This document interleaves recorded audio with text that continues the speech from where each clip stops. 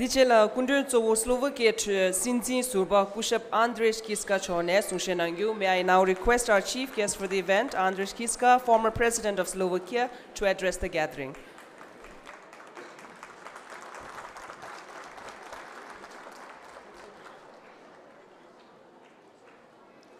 Dear Tibetans, dear Mr. President, dear Speaker of Parliament, dear distinguished guests, ladies and gentlemen, dear friends.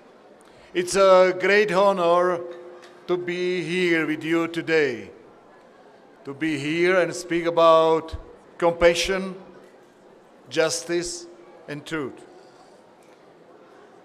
It's first time in my life that I'm in India and directly here. And why? How did it happen? It started more than 30 years ago.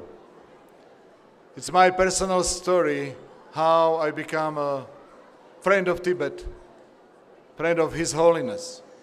More than 30 years ago, I was in a small library in our town, and I found a book of His Holiness, and I started to read. And I was surprised. I was surprised how can I understand the purpose of life, and how I can understand that the biggest enemy is our mind and what to do with our lives. So I was then studying a lot of books from His Holiness, about His Holiness, but of course about Tibet, about his fantastic history, culture, and suffering. So I had the privilege then to understand better what is His Holiness, what is His teaching talking about, and I sold my business and I fulfilled what I think is the most important purpose of life, and to help other people. And I decided for the rest of my life to help people. So I established a charity to helping children with cancer. If you have in your hands a small child who is dying because of cancer, you understand what is real suffering. And if you have a chance to help, then you find what is Shantideva saying, that the most unhappy people are people who think about their happiness. And most happy people are people who think about happiness for others. So, but my way of life continued with the teaching of His Holiness. Because doing charity is nice, but I was thinking, shouldn't I help more? If I want to help people, should I give more energy? So I decided to help all our small country. Slovakia is 5 million people. And I decided to run for a president and to help as a president. My wife said, no, you will suffer. Being a politician means a lot of dirt. But I told my wife, listen, His Holiness is saying that the happiness of more people is more important than happiness on one person. So I ran for a president, and I was a president.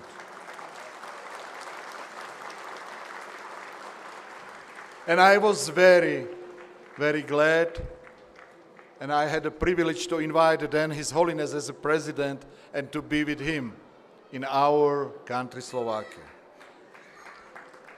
But today I am here staying with you, being here, and I want to speak about Tibet. Speak about truth and justice.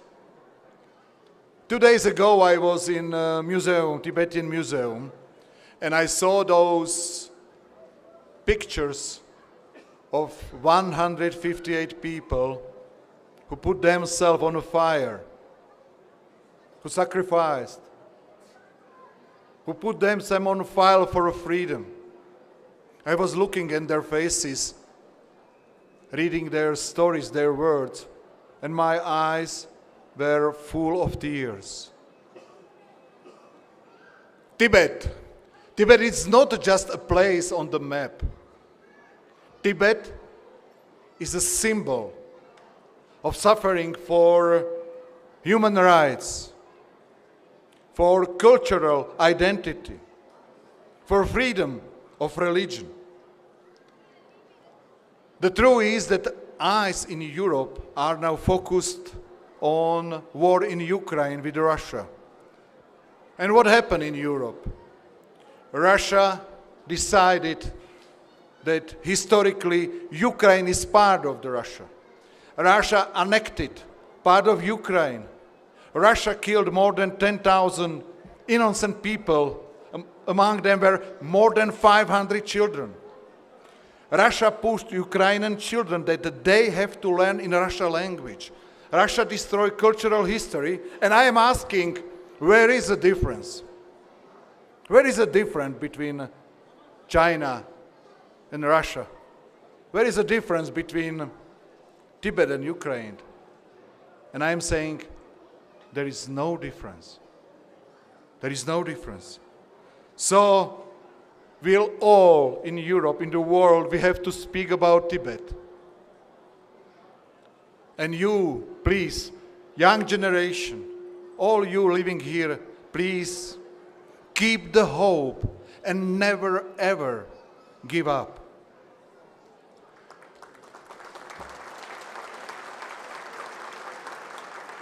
As my friend from Estonia said, we were living in a time of socialism more than 40 years in Czechoslovakia at the time after the regime. We couldn't say what we wanted to say. We couldn't speak. We had to watch Russian movie. We were forced to learn Russian language. And we had a priest, political prisoners, with whom I spoke as a president. I asked him, what do you think about the future? What we should do for our countries, for the world? And he said, I don't know what will happen in the future. I have no idea. But even now, I know how I will behave. He was talking about the values, to always stay with our values. So, dear friends from Tibet, stay true to your values. Compassion, non-violence, love, empathy, and the world will stand with you. You are not alone.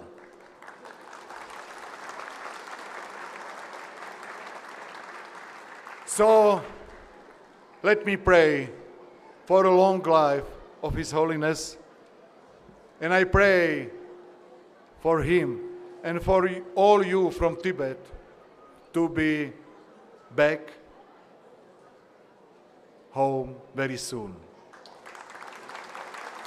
Tuk Jiche.